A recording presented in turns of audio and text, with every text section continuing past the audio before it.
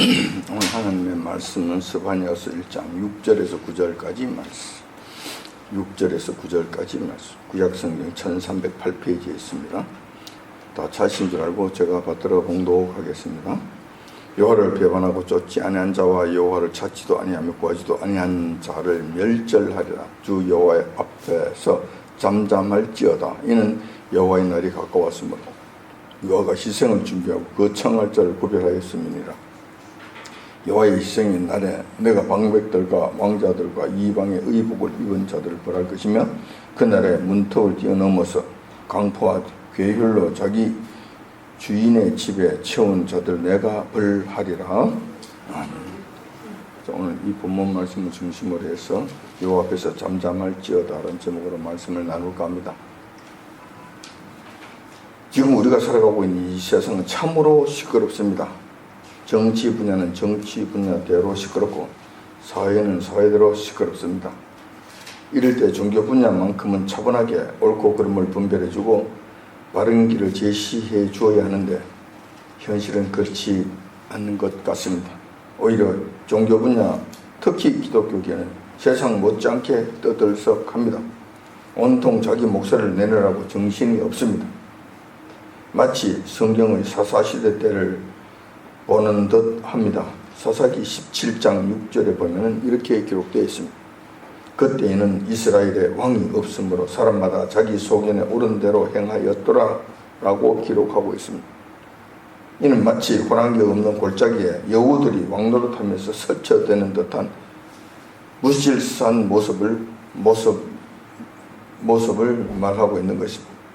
요 하나님이 안 계시니까, 요 하나님이라는 호랑이가 안 계시니까 이 여우 같은 작은 이 조무래기들이 나타나서 서로 자기가 옳다고 온통 분탕질을 하는 그런 모습이었다는 것입니다.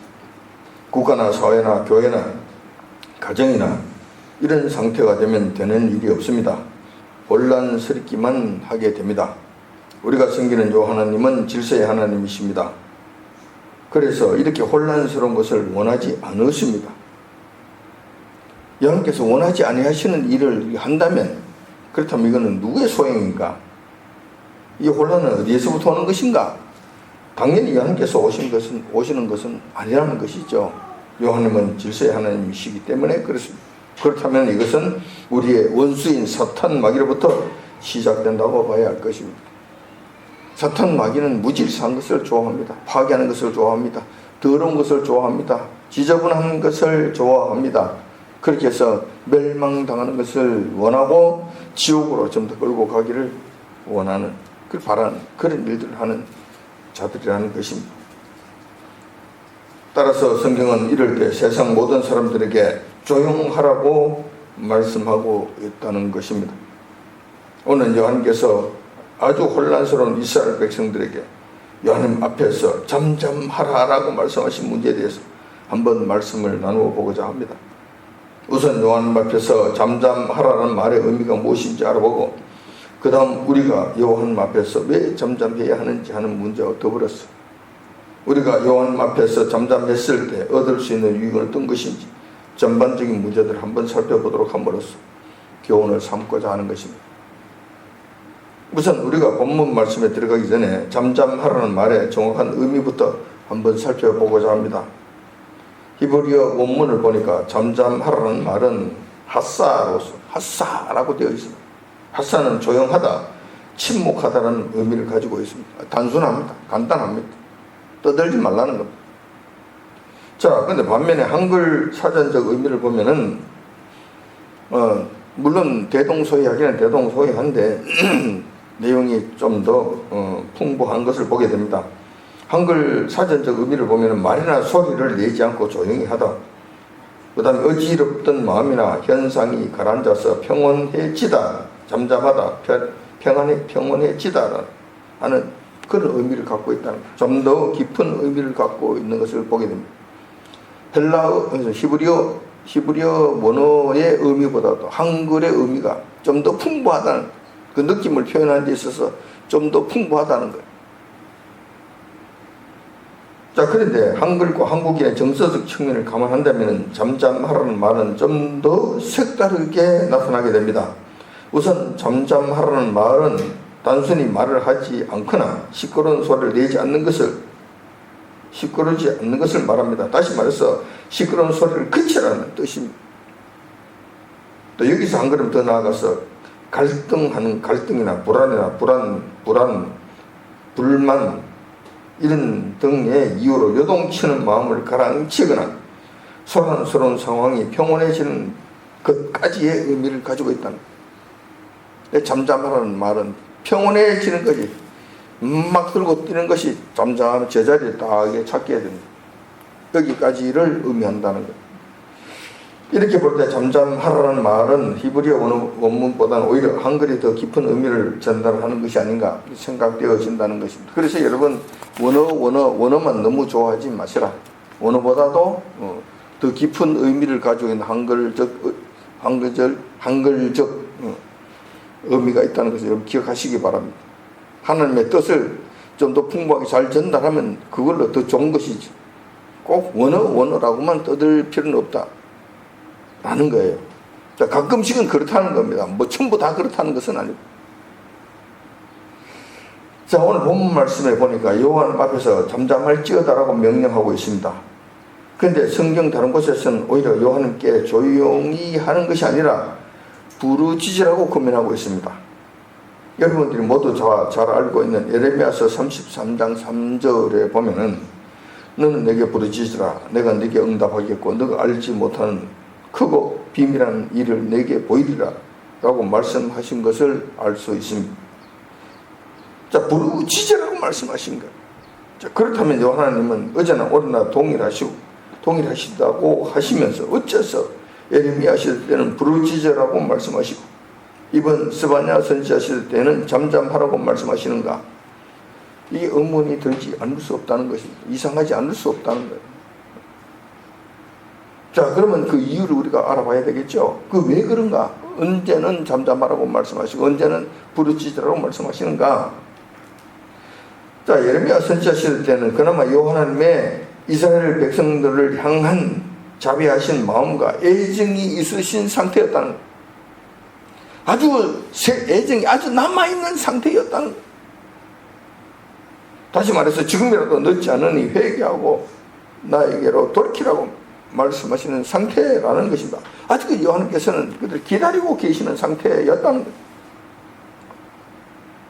그래서 부르짖으라, 나에게 나와서 부르짖으라, 그럼 내가 응답하겠다고 말씀하셨다는 거예요. 그러나 스바냐 시대 때는 상황이 완전히 달라집니다. 더 이상 여호와 하나님께서 이스라엘 백성들을 두고 오실 수 없는 상태가 되신 것입니다. 회개와 용서의 시간은 지나가 버렸고 이제는 여호와 하나님의 진노의 재앙만이 남아있는 아주 급박한 상태가 되었다는 것입니다. 거기에 더해서 이스라엘 백성들의 하나님의 뜻을 제대로 알지 못하면서 각자 자기 소견에 오른 대로 시끄럽게 떠들기만 했다는 것입니다. 이런 상태가 되면 이번에는 더 이상 떠들지 말고 내가 부르짖는 게 아니고 시끄럽게 그러지 말고 조용히 해라. 내가 말하겠다. 잠잠하라는 말씀은 그 말씀입니다. 시끄러워. 너희들이 떠드는 거 조용히 해. 시끄러워. 내가 지금 내가 말하겠다. 이런 상태가 됐다는 것입니다. 스바냐 시대 때는 바로 이 상태가 되었다는 것입니다. 그러므로 우리 믿는 성도들은 지금 우리가 처한 상황이 어떠한 상태인가 분별하는 것이 아주 중요합니다. 지금 여하님께서 아직도 한국 교회에 대한 애정이 있으신가? 안 그러면 여하님께서 이제 애정이 다 끝나봐 버리고 애정이 끝나버린 이 상태에서 여하님께서 심판하시겠다고 작정하신 것인가? 그래서 지금 시끄러워, 너희들이 떠드는 그런 소리를 내가 듣기 싫어 라고 말씀하시는 그런 상태인가? 잘 분별하셔야 된다는 거예요. 우리가 과연 지금은 여호와 하나님께 부르짖을 때인가? 아니면 잠잠할 때인가? 잘 분별해야 한다는 것입니다. 지금 우리가 처한 상황, 대한민국 교회가 처한 상황은 부르짖을 때인가 잠잠할 때인가? 여러분 어떻게 생각하십니까? 저는 이렇게 생각합니다. 아마도 부르짖음과 잠잠함의 전환기 정도가 아닌가 여겨진다는 것입니다. 이제 서서히 부르짖으라는 말씀이 서서히 잦아 들어가고 이제 잠잠 시끄러워 조용히 해 하는 이 국면으로 전환되어져가는 그 국면에 전환점에 이르는 그 상태가 아닌가 여겨진다는 것입니다. 아직까지도 하늘 문이 닫힌 것 같지는 않지만, 그래서 부르짖을 수 있는 기회가 있기는 하지만 조만간 그 기회가 사라지고 곧 하늘 문이 닫혀질 것으로 예상된다는 것입니다. 이런 식으로 간다면 그렇게 된다는 거예요. 그렇게 되면 그런 상황이 이렇게 되면은 우리는 곧 잠잠해야 한다는 것입니다.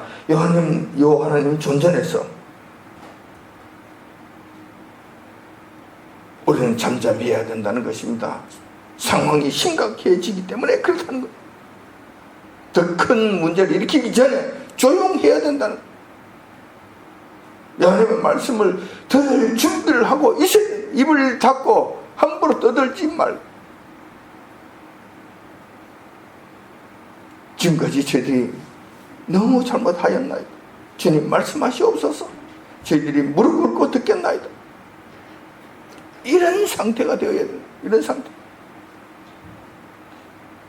자, 그렇다면 오늘 본문의 말씀을 한번 살펴봅시다. 한번 살펴보고자 합니다. 스바냐 선자는 남유다의 대표적인 선한 왕 요시야 왕 시대 때 선지자로 부름받았던 자입니다. 스바냐는 왕족 출신입니다. 히스기야 왕의 현손입니다. 고손자입니다. 고손자. 그게 왕족이에요. 왕족. 그래서 아마 이 왕궁을 수시로 드나들 수 있고 왕족들과 수시로 교분을 가질 수 있는 그런 위치에 있었던 자였던 것 같아요. 그런데 요시야 왕이 선친 왕들에 의해서 우상숭배에 깊숙이 빠져있던 남유다 나라를 바로 세우기 위하여 열심을 다했습니다. 그래서 요시야 왕의 선군이라고 이야기하고 참 훌륭한 다윗 다음 가는 훌륭한 왕이라고 우리가 이렇게 부른다는 거예요. 자기 할아버지 므낫세, 자기 아버지 아몬, 이들이 저질렀던 이 더러운 일들, 우상 숭배를 깊숙이 퍼뜨렸던 이 뿌리 깊은 이 악한 일들, 에서부터 나라를 구하기 위하여 그가 불철주야 애를 썼다는 것입니다. 그가 열심을 다했지만 충분히 뜻을 이루지 못하고 젊은 나이에 생을 망함하게 됩니다. 그러자 그동안 움츠렸던 우상 숭배자들이 우후죽순처럼 일어나서 나라 전체를 엉망진창으로 만들어가고 타락의 길로 깊이 빠져들게 했다는 것입니다. 그때 스바냐 선자가 일어나 하나님의 진노하심과 조만간 있을 하나님의 심판을 선포하셨다는 것입니다. 스바냐서의 특징 중 하나는 그 말씀 안에 더 이상 하나님의 자비하심과 긍휼하심이 없다는 사실. 너가 돌아와, 내가 용서해 줄게, 이런 말씀이 없다는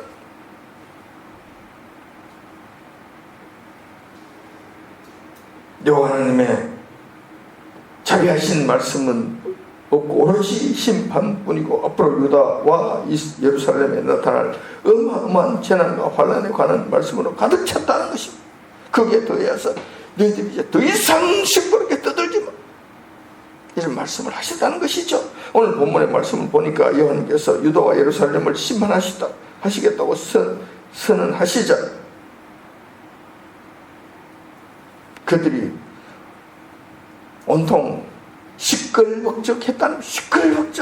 어디 여호와 하나님 앞에서 시끌벅적했다. 하나님의 말씀이 선포되는 그 앞에서 시끌벅적했다는 것입니다. 그런데 오늘 본문 말씀을 쭉 한번 살펴보니까 스바냐 선지자가 그들에게 여호와 하나님의 심판하심이 곧 있을 거라고 선포를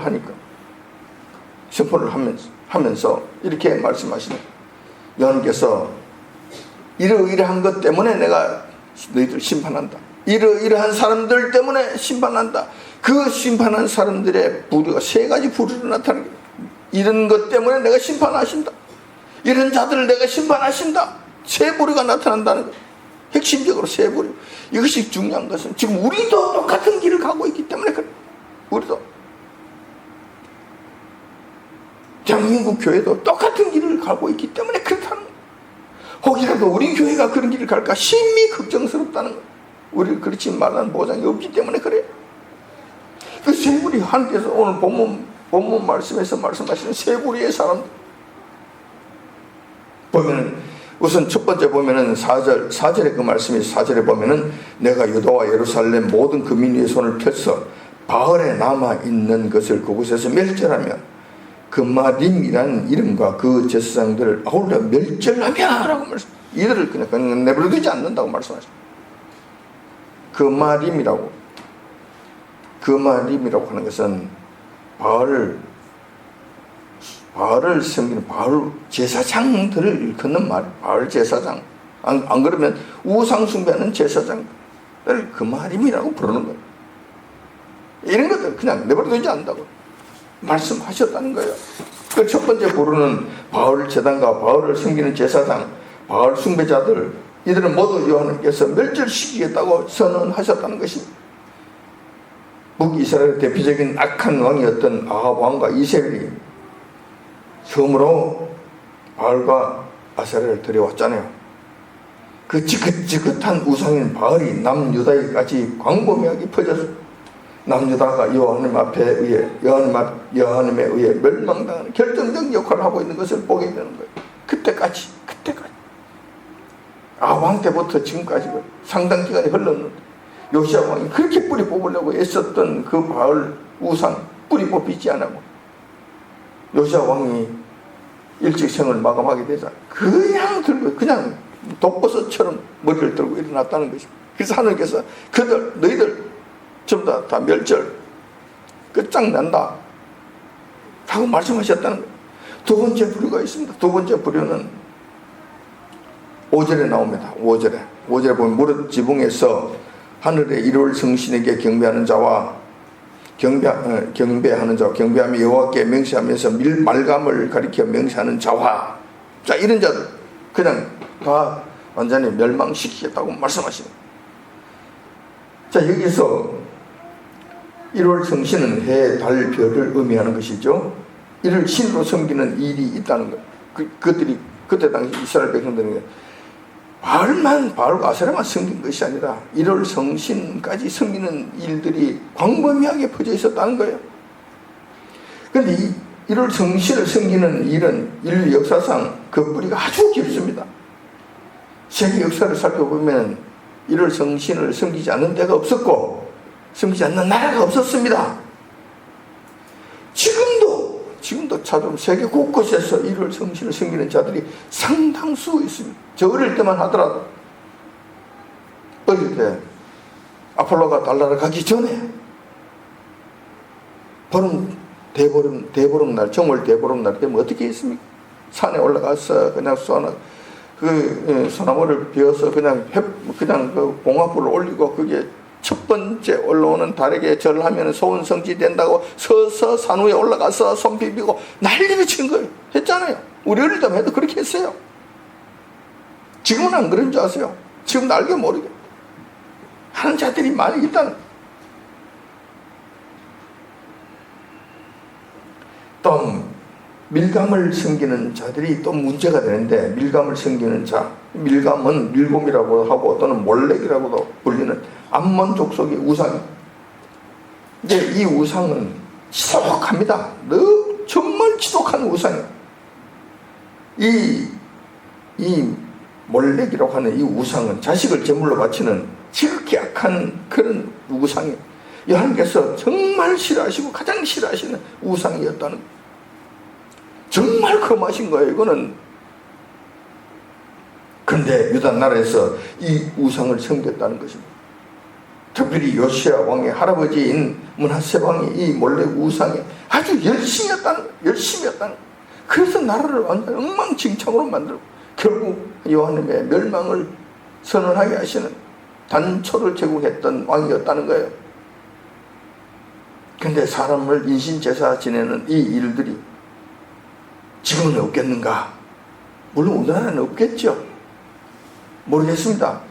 우리나라는 없는 것 같아요. 그렇지만 이 미국이라는 나라는 지금 이게 있습니다.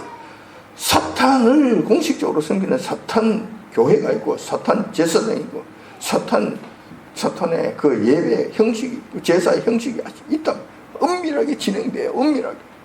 그곳에서 지금 사람을 잡아서 지금 제사 지는 일을 한다니까.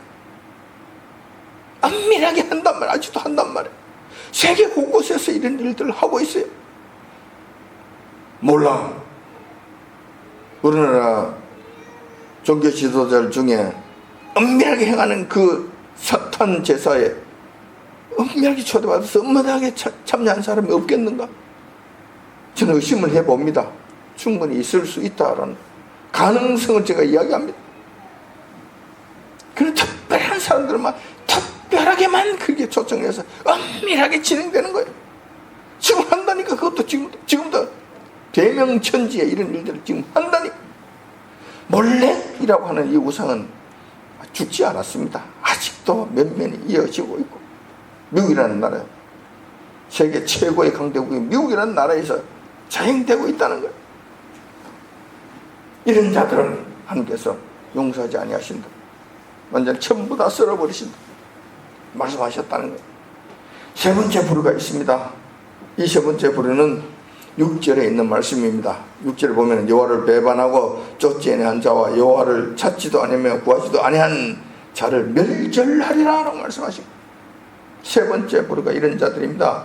여호와님을 배반한 자들입니다. 이들은 처음에는 여호와님을 섬기는 자들이었습니다. 그러다가 세상 거짓말에 속아서 망군의 여호와 이스라엘의 하나님을 버리고 세상 길로 가버린 자들입니다. 이렇게 되면 이들은 단순히 여호와님께 등을 돌린 것으로 끝나는 것이 아닙니다. 이렇게 되면 그나마 조금 덜 있을 거예요. 그런데 이들은 여호와님께 등을 돌리는 후부터는 여호와님을 경외하고 여호와님을 높이고 그렇게 하는 것이 아니라, 숨기지 않다 하더라도 여호와님을 높이는 일들을 하면 좋겠는데 그들은 그렇지 아니하고 오히려 여호와님을 비난하고 험담하고 오히려 여호와님을 지성으로 섬기는 하나님의 자들의 믿음을 무너뜨리는 일들에 앞장선다는, 그거 해봐야 소용없어. 내가 다 해봤어. 그게 뭐 떡이 나오나 밥이 나오나. 병을 고쳤다고 병 고친 적이 있어?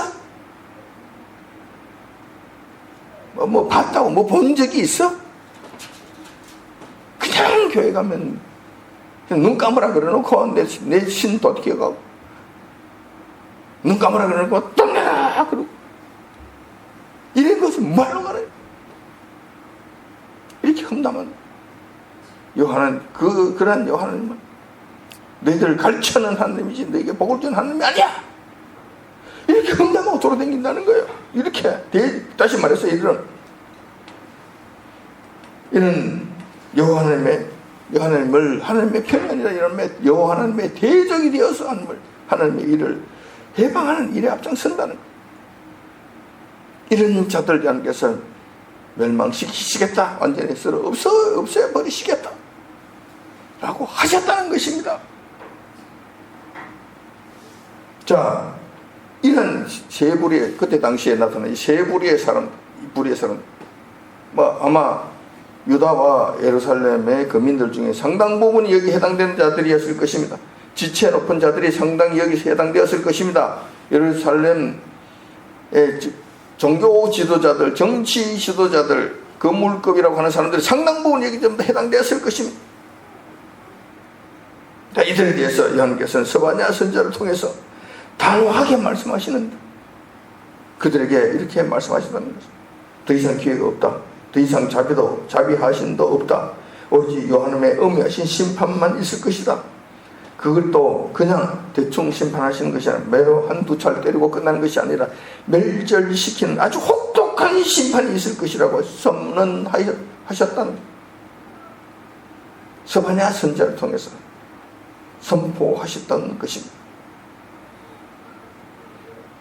상황이 이렇게 엄중하고 위급함에도 불구하고 아직도 정신을 차리지 못한 유대 백성들과 예루살렘 거민들이 아주 한심한 모습을 보이고 있었다는 것입니다.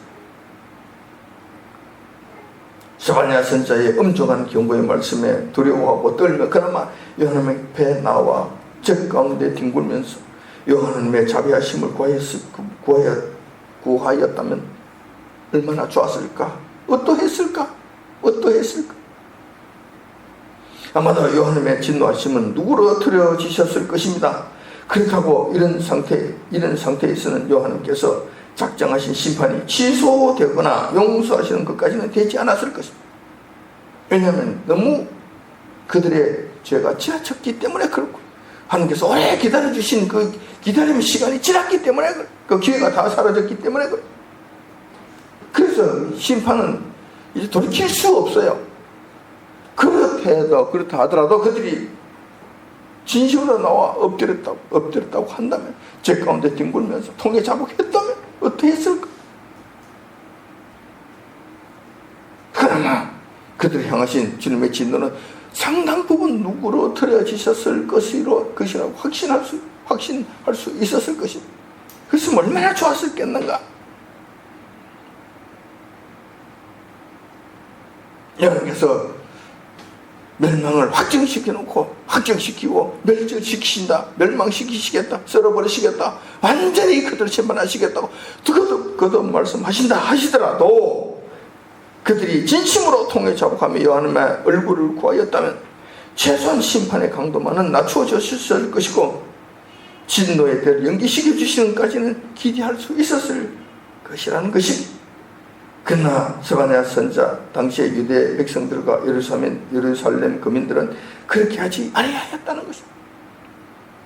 대체적으로 그들은 지도자급에 속한 종교 지도자, 정치 지도자, 기층민, 다스리는 자들, 지체 높은 자들, 가진 자들, 이런 자들이 대부분이었는데 이들은 오히려 스바냐 선자를 통해서 말씀하신 그 말씀에, 이 심판의 말씀에 대해서 그들에게 입이 열려있다는 것을 증명을 하듯이 이 사람은 이 말을 하고 저 사람은 저 말을 하고 하면서 입 있는 자들은 다 자기 속에는 오는 대로 한마디씩 했다는 것입니다.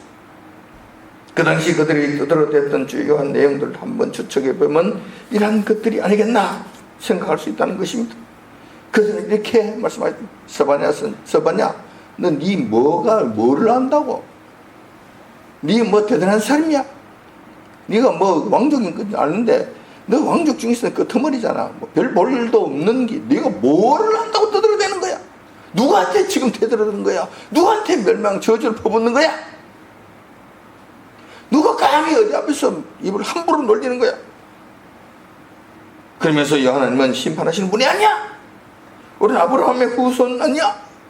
아브라함의 백성들께서 돌봐주시겠다고 축복하신 말씀이 얼마나 많은데, 약속이 얼마나 많은데 네가 함부로 멸망을 떠들어대는 거야. 어디다 대놓고 저주를 퍼붓는 거야? 하나님은 복을 주시는 분이시지 저주를 하시는 분이 아니야. 하나님은 우리 편이야. 바벨론이 쳐들어와서 우리를 멸망시킨다, 어디다 대놓고 그따구 소리를 하는 거야. 그런 음모를 퍼뜨리는 자들은 민심을 동요시키는 아주 더러운 국가를 해하는 일들을 하는 매국노의 지신이가 가만두지 않겠어. 너 같은 놈은 가만두지 않겠어.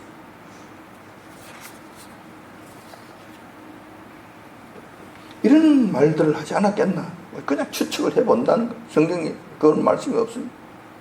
단지 우리가 성경 말씀을 봤을 때 그들이 이 사람은 이 말하고 저 사람은 저 말하고 온통 시끄럽게 깨끗하게 떠들어댄 것만은 사실은 이렇게 요한님 앞에 엎드릴 생각을 하지 않고 오히려 요한님 앞에서 시끄럽게 떠들기에 열을 올렸다는 이 사실, 참으로 한심한 일이 아닐 수 없었다는 것. 그런데 그 당시 이러한 현상은 지금 우리가 살아가고 있는 이 나라 대한민국의 교회의 상을 보는 것 같아 몹시 마음이 씁쓸합니다.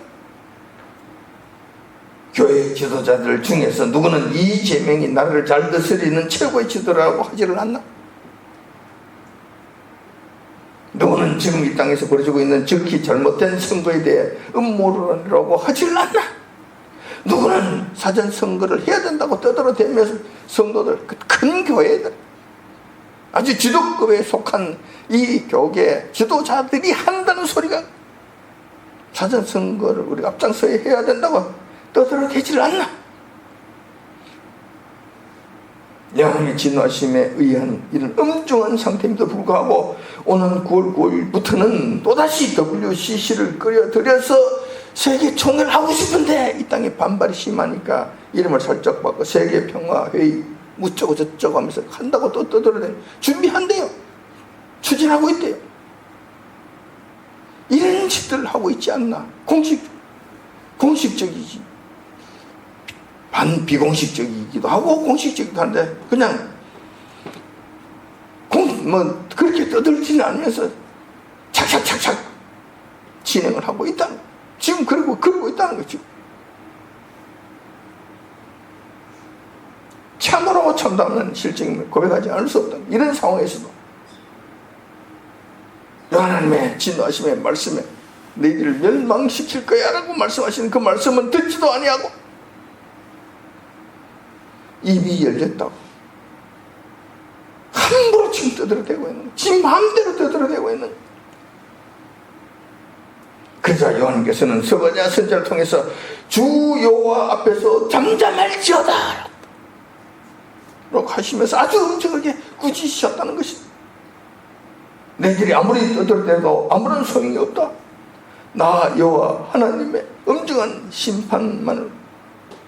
심판만이 확실한 것이고 내가 그것을 확정 지어 놓았다라고 말씀하신다는 것입니다. 앞으로의 일들은 너희들이 아무리 많이 떠들고 많은 무리들이 모여서 설교된다 하더라도 묵샤묵샤 한다 하더라도 너희들 마음대로 되지 않는다. 완전한 심판과 어마어마한 처벌이 확정되어 있기 때문에 그렇다고 확 말씀하셨다는 것입니다. 그러면서 하나님께서 말씀하십니다. 요한님 앞에 잠잠할지어, 다시 말해 시끄러. 그따고 너희들이 입이 열렸다고 함부로 떠들어대는 지금 너 마음대로 떠드는 그런 말들 쓰잘데없는 말이야. 요한님 들으시기에 요한님을 오히려 피곤하게 하시고 오히려 요한님을 괴롭게 하시는 쓸데없는 말들이 아주 좋지 못한 악한 말들이기 때문에 시끄러 입을 닫을지어다. 내가 말한다. 지금부터 요한님께서 내가 말씀하겠다. 그 말씀대로 될 것이니까 너희들은 잠잠하란 말이야. 시끄러운 것을 그치란 말이야. 이렇게 말씀하셨다는 거죠. 이러한 사실은 지금 이 땅 대한민국 교회를 향하신 여호와 하나님의 경고이시기도 해서 우리 마음이 무겁습니다. 지금 우리들의 죄악, 특별히 WCC, WEA, 로잔대회라고 하는 우상과 여호와님을 모독하는 각종 악한 일들에 대해 특별히 올 9월달에 또 다른 악한 WCC를 뱅자한 행사를 기획하는 것으로 보아서 여호와님의 진노하심이 눈앞에 보이는 듯하다는 것입니다. 그러면서도 이 땅의 교회들은 입이 있다고 모두 한마디씩 합니다. 여의도 순복음교회 이영훈 목사가 그러하고 세den교회 소강성 목사가 그러합니다. 그 외에도 이날을 대표하는 목회자들이 입이 조용하지를 않습니다. 시끄럽기 그지없습니다. 그러나 자세히 들여다보면 한마디도 쓸데있는 말, 쓸만한 말은 없다는 것. 그들의 말들은 요한님 앞에서 시끄러운 소음에 불과하며 아무런 효험이 없습니다. 오히려 요한님께서 내 앞에서 잠잠하라, 입을 다물어라 라고 경고하고 계신다는 것입니다. 더 큰 문제는 요한님께서 이 땅의 교회와 성도들에게 는 내게 부르짖으라 라고 말씀하시 아니하시고 오히려 잠잠하라고 말씀하신다면 스바냐 선지자 시대 때처럼 또 스바냐 선지자 때의 유다와 예루살렘에서처럼 요한님의 엄중한 심판이 확정된 상태라는 점에서 우리가 또 심각한 상황에 이르게 되었다는, 심각한 상황이라는 것입니다.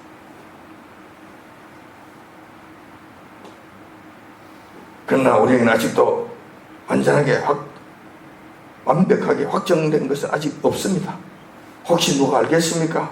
이런 상태에서도 우리가 깨어있는 신실한 성도들, 주님의 말씀대로 요한 앞에 나아가 요한 앞에 일단 잠잠하며 시끄러운 모든 소리를 전부 다 봉하고 입을 봉하고 주님 말씀하시옵소서, 저희들이 무릎 꿇고 듣겠나이다 라고 한다면 어떤 일이 벌어질까? 또한 요한 앞에서 경배한 마음과 겸손한 자세로 요한의 자비하심과 그분의 얼굴을 구한다면 어떻게 될 것인가? 혹시라도 요한님께서 이날 향하신 진노의 마음을 돌이키실지 누가 알겠느냐?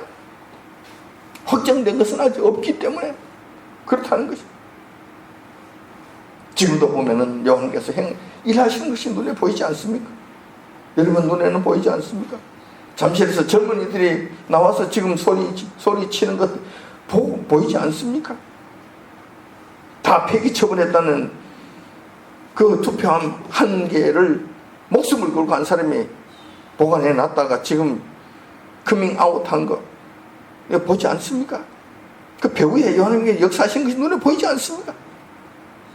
뿐만 아니라 미국의 모스탄 대사와 그 일행들, 그 물급 인사들이 한국에 자기 자비량에서 이 땅까지 오셔가지고 부정선거를 일일이 밝히고 있고, 이런 것을 미국에 보고하는 이 역할을 하는 이 모든 일들, 이 보면서 하나님의 손길을 보이지 아니하십니까? 저는 하나님께서 이날 살려주시려 이렇게 많은 노력을 하고 계시는구나. 우리가 조금만 하나님의 뜻에 부응하면은 하나님께서 이 나라를 뒤집어 주실 것인데, 바로잡아 주실 것이, 이것이 안 되는 거구나, 이것이 안 되는 거구나. 참 안타깝다는 거예요. 참 안타깝다는 거예요. 일단 이 땅의 교회들은 잠잠해야 됩니다. 지금 하는 모든 일 다 그만둬야 돼. 떠들어 대든 입술을 전부 다 봉해야 돼. 좀 더 적극적으로 말씀을 드리자면, 그 앞장섰던 모든 사람들은 설교도 하지 말아야 됩니다. 설교할 필요 없어. 하지 마. 입을 다물어 하나님 앞에 입을 봉하란 말이에요. 잠잠하란 말이에요. 그리고 하나님의 말씀을 들으라고, 하나님께서 뭐라고 말씀하시는지 들으라고, 하나님께서 지금 무엇을 행하시는지 보란 말이에요. 무릎 꿇고 그분이 말씀하시는 것을 내가 듣겠나이다 하란 말이에요. 그렇게 되면 안 좋겠는가? 그렇게 되면 이 땅에서 일어나는 하나님의 일하심과 지금도 이 나라를 살리시기 위해서 애쓰시는 이 모든 모습들을 우리 보면서 그분 앞에 무릎 꿇어야 되지 않겠는가? 우리가 뜯을 낼 것이 아니라 그분께서 말씀하시옵소서 하고 잠잠해야 될 것이 아닌가?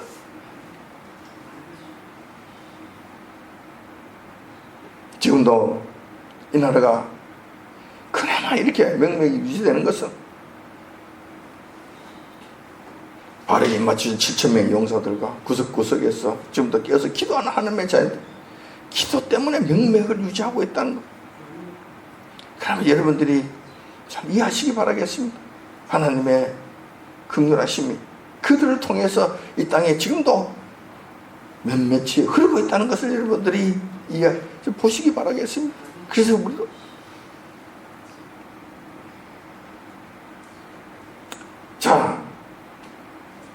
우리가 잠잠하며 이 하나님의 말씀하옵소서 저희들이 듣겠나이다 라고 하는 것은 우리의 마지막 희망입니다.